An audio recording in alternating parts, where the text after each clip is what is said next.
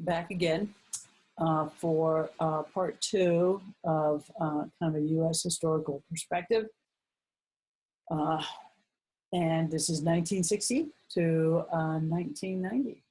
And so, with that, I'm going to make me smaller and move into the projections. Okay, boy, this just gets really, so the 60s. Those of you from the city remember or have heard a lot about the 60s. That's too small. But I think there's a couple things, and particularly in terms of urban form and the cities, this is when some of the most impactful things really start to happen. Some of these practices are still in operation, which is kind of criminal, but that's the case. So this is an image of the Cross Bronx Expressway. And actually, well, first, before we jump into that, let's just talk about sort of the last blow for the rail system in this country during the 60s came when the railroads lost the post offices, and mail was no longer via trains. It was freight, truck, and plane.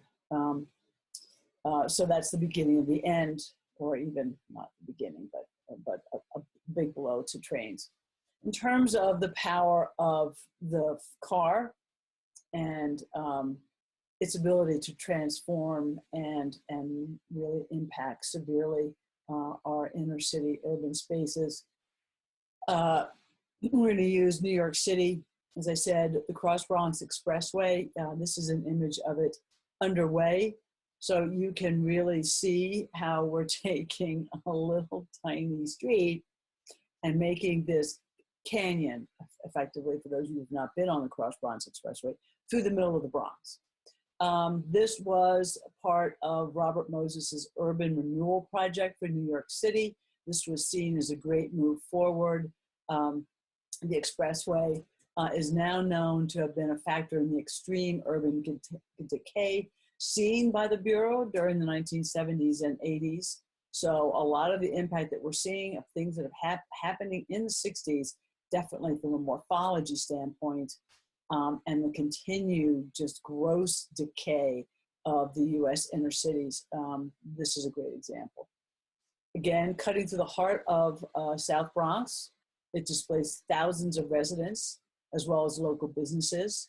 And in particular, a neighborhood by the name of East Tremont was completely destroyed by this. Other things, again, we are seeing more of that 1950s white flight that was, after World War II accelerated and the migration of ethnic and racial minorities continued. And the Bronx is a good example of that. South Bronx went from being 2/3 non-Hispanic white in 1950 to 2/3 Black or Puerto Rican in 1960. So during a 10-year period, that's the kind of shift you saw. And you saw this happening throughout the United States and other places.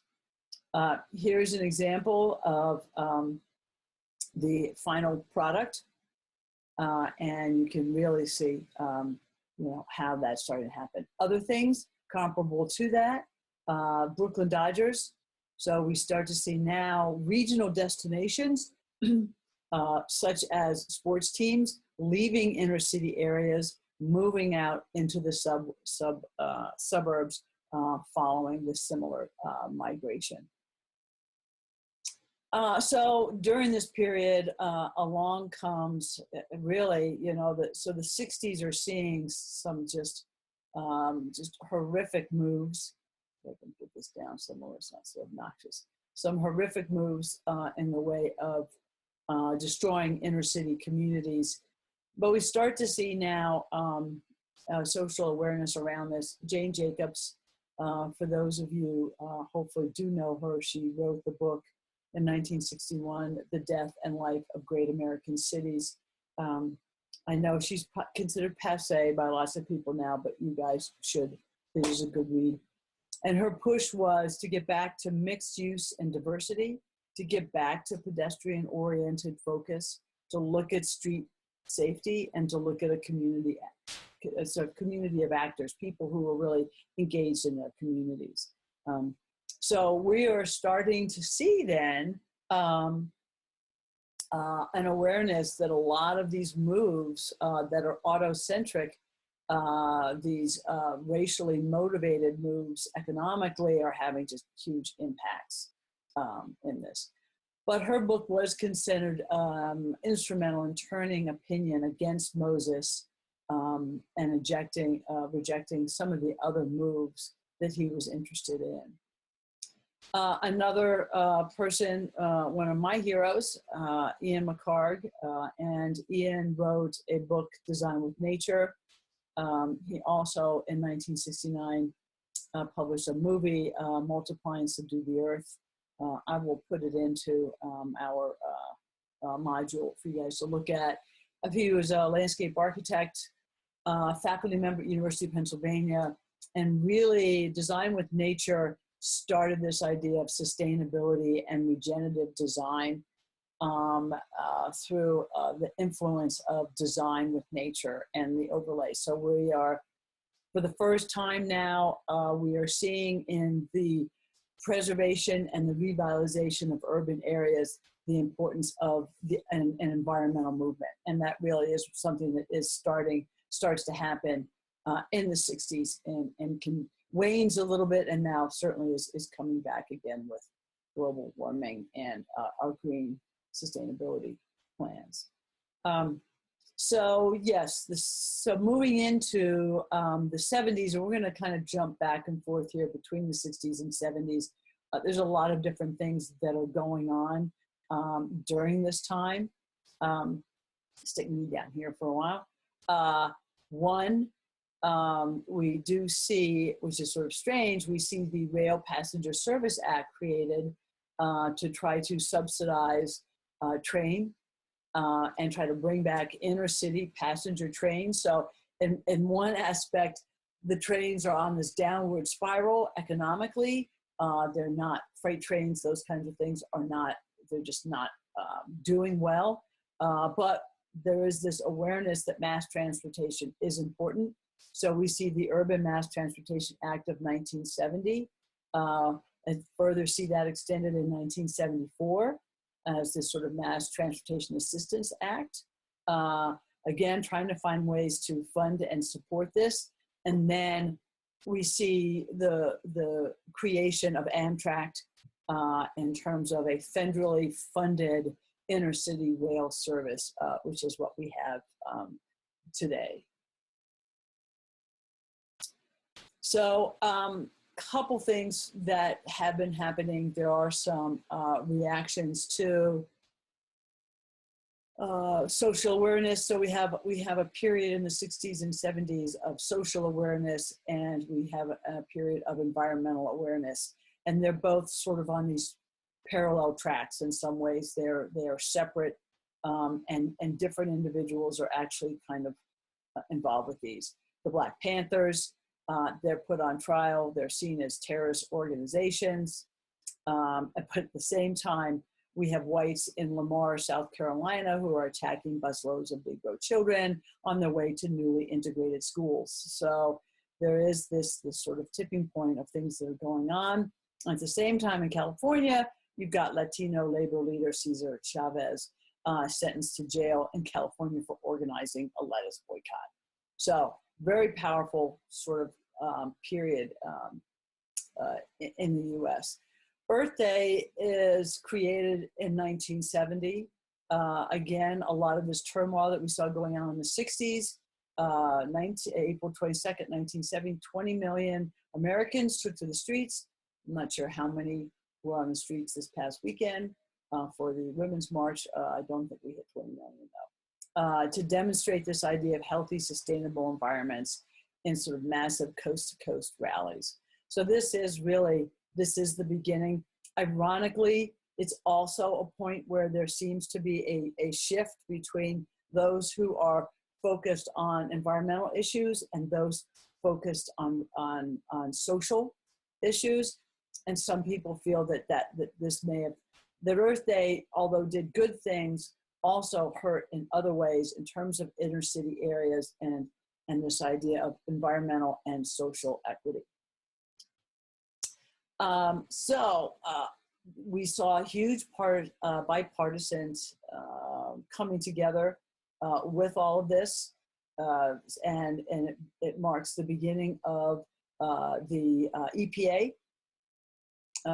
And this was huge. We see also in 1972, the Federal Water Pollution Control Act, known as the Clean Water Act, also coming into play. We see the creation of discharge elimination systems and permits around chemicals and other types of waste.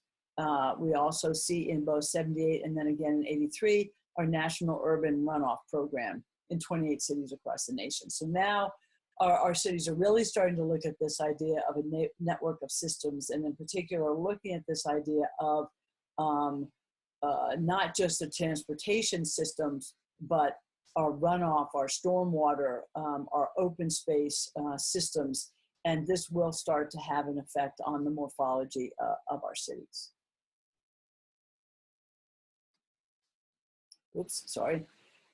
So back a little bit here. So that's sort of a sense.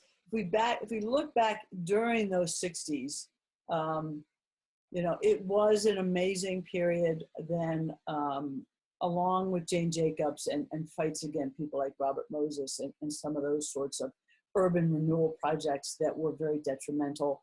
We also saw the creation of the Civil Rights Acts in both 64 and 68.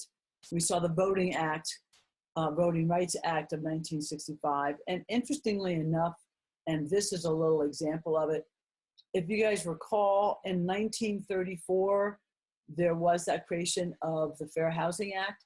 One of the things that I did not talk about with that was, in fact, that in that 1934 act, there was, it's stated and made sure that home ownership could only be accessible to white people by guaranteeing their loans. And that the Federal Housing Authority explicitly refused to back loans to Black people or even other people who live near Black people. And this was called redlining. And really, redlining destroyed the possibility of investment wherever Black people live. And it's pretty amazing how many people don't know about this. But when we talk about urban form, and we talk about our inner city areas, and we talk about the fact that cities like Philadelphia still have 40,000 vacant lots, because if you were living in a mixed neighborhood, white, trying to get a mortgage, you know, you would just leave. You know, you'd go somewhere where you could get your mortgage. And then if you lived in that neighborhood, you might not be able to get a mortgage. And so being able to afford to keep your house might be very difficult. And so this amazing spiral, although the Fair Housing Act of 1968 got rid of it, it still existed for a long time. And it actually is still on the books in many places. I put this in here, to me, it's a little bit, it was one of Robert Moses's grand schemes for Lower Manhattan, comparable to the Bronx. He was going to make these 3 mega corridors that were going to bring everybody in and out of the city, and he was going to jam everybody on these high rises. And I think what was interesting was this is what Jane Jacobs and a lot of people fought. And in some respects, it's not that much different than what we see still going on in Denver with the current proposals for I-70. But in effect, what happened was you pick your most underserved, your poorest communities, and put these auto-centric interstate highways through them so that the car can function and people can come and go in their cars. It's that simple. one of the things that really stopped that then was the Urban Mass Transportation Act of 1964 that created an administration that says, you know, we need to conserve enhanced values in existing urban neighborhoods, and that is important, and that there has to be a balance. It has to be with properly balanced use of private vehicles and modern mass transportation to help shape as well as preserve urban growth. So these are important things that happen. Same time, we've got inner city blight. We have areas that have become vacant. And so the Federal Housing Administration began to do projects. And Co-op City was one of the biggest in New York City. And I think you probably noticed its similarity to Corbu's city in terms of the shape and configuration. These were not 3, they were 4. Also notice that they put this thing right next to the city dump, which is why all the birds are flying around this thing. Unbelievable. So this whole idea that, okay, all of the poor people, mostly Black, mostly Latino, mostly underserved other non-white cultures, we're just going to build these big ass heinous projects, stick everybody in there, and we will have done our good deed, which everyone knows was not particularly successful.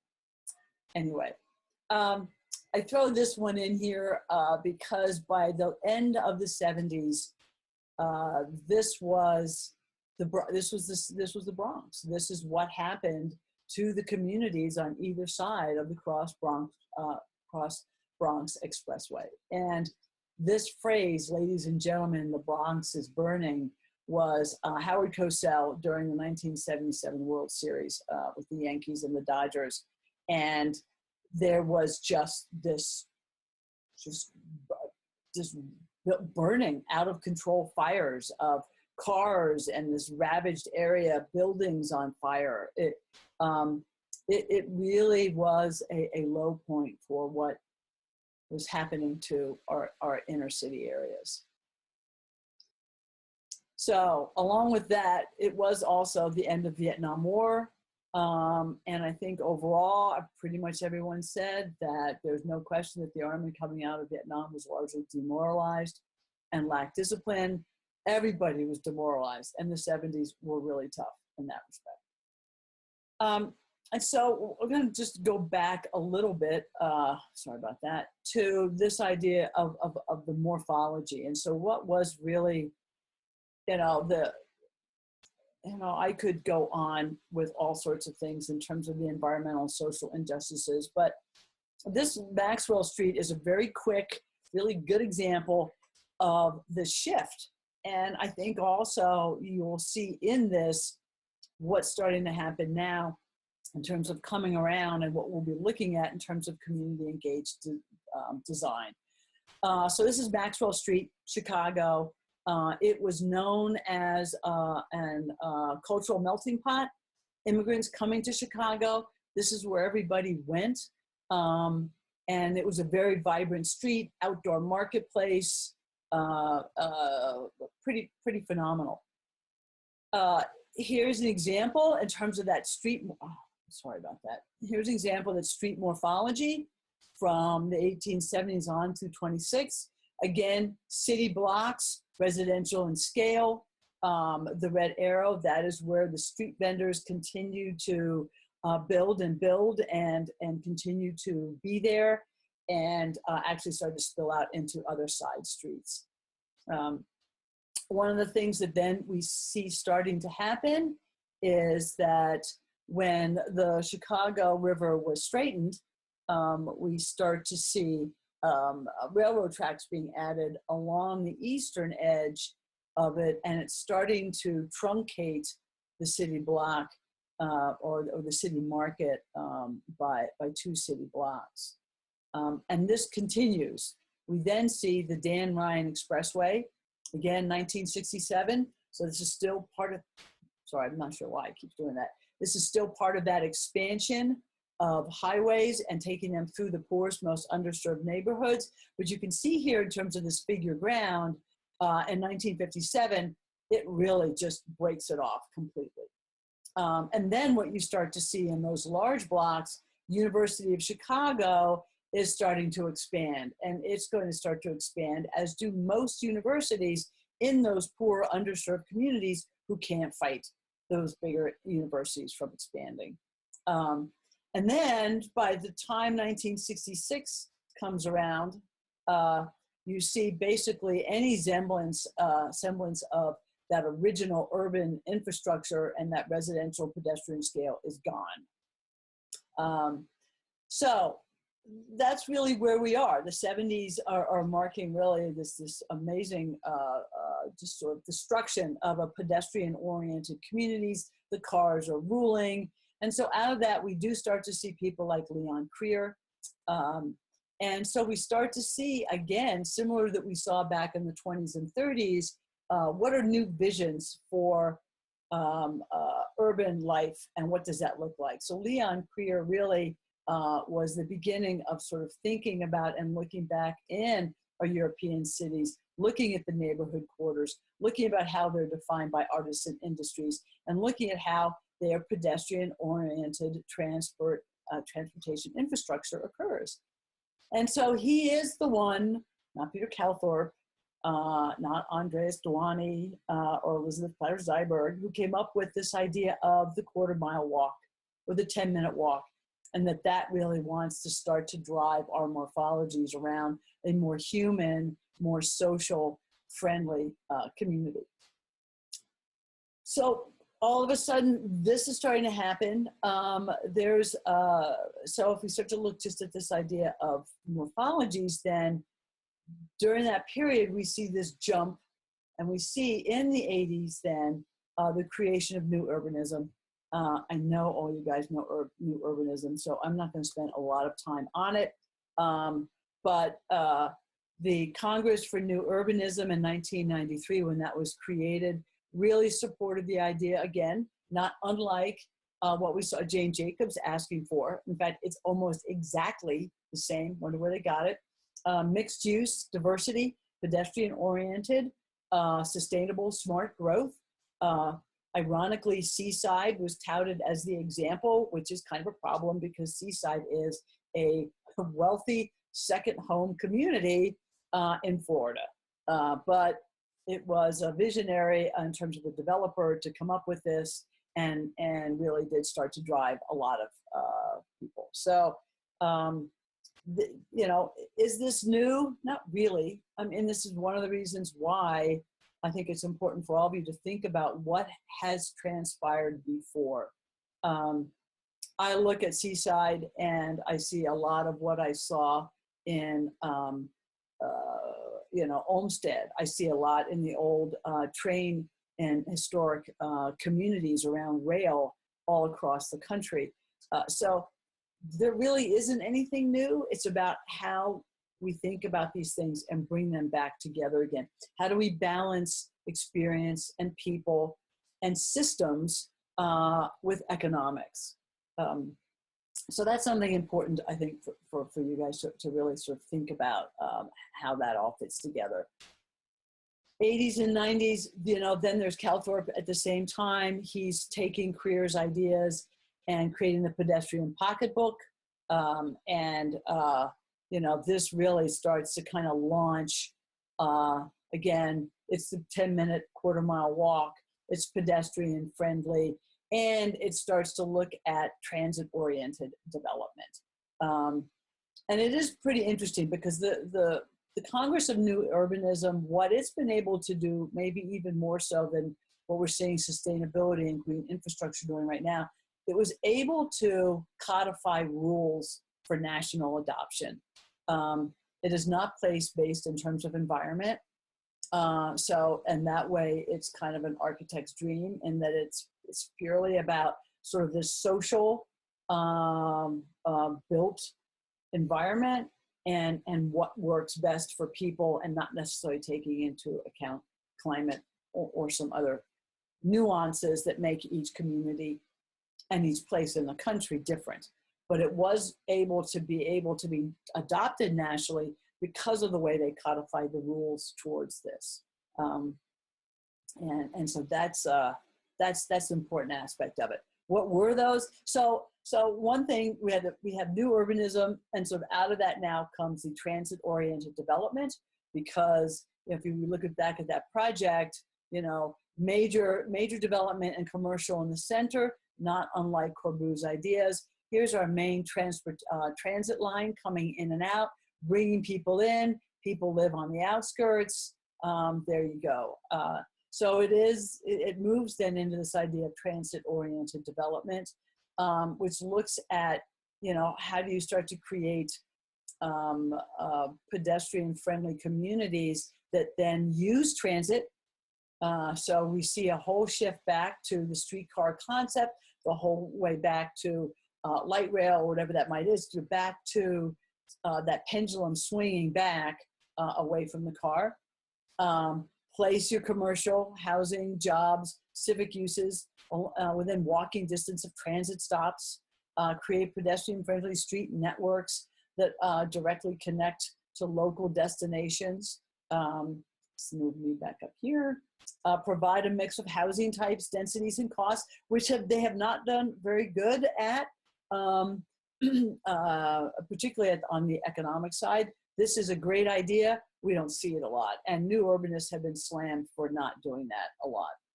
Preserve sensitive habitat. So we're kind of, as we look at these TOD, we're actually starting to see a lot of the things that we're going to be talking about when we look at our sort of rating systems that Rob has talked about both for. So in closing, a lot of good things are starting to come out in the 90s, but there's one last piece, which as we move into, not until 2010, well, not 2000, until recently, and that would be 2010 and beyond, but I want to bring it in now, if only because it started before that. And that's, a lot of people talk about the fact that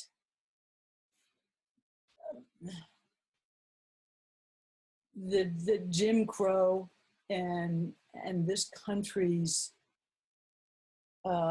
policies towards race, as one thing gets fixed, as the Voting Act and the Civil Rights Acts of the 60s are passed, as we think we're moving towards a racially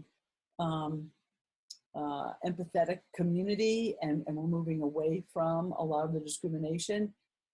It seems that if you go back to Jim Crow and you look at each period in time, something new always seems to pop up.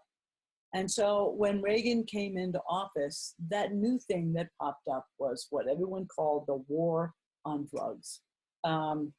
Drugs were bad, we're gonna get rid of them, you know, we're gonna, and actually this intensified by the crime bill that was passed in 1994 by President Clinton, that really started to crack down on drugs. Crack cocaine was considered this evil thing, even though it's not really that different than powdered cocaine, but there was this just huge disproportionate focus on it. The result of it was mass incarceration of predominantly individuals of color, and really started to decimate Black communities, and that was particularly inner city Black communities, which then again really starts to affect the overall heart and soul of our inner city communities, and these places where we want to really create strong community. There's this devastating impact happening on these communities. And I threw in this one piece here, just so you kind of understand the magnitude of this.